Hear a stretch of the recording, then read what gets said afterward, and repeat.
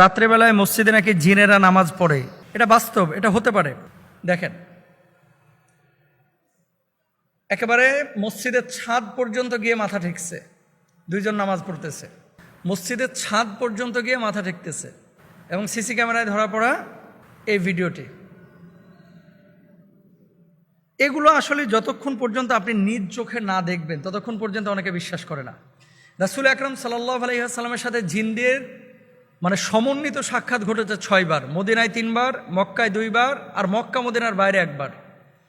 রাসূল সাল্লাল্লাহু আলাইহি ওয়াসাল্লাম যখন তায়েফ থেকে এই যে রক্তাক্ত অবস্থায়, তায়েফের মানুষ যখন ইসলামের দাওয়াত গ্রহণ করলো না, আল্লাহর হাবিব সাল্লাল্লাহু আলাইহি ওয়াসাল্লাম যখন মক্কায় ফিরে আসতেছিলেন, মক্কায় ফিরে আসার পথে একটা উপত্যকায় তিনি নামাজ আদায় করছিলেন।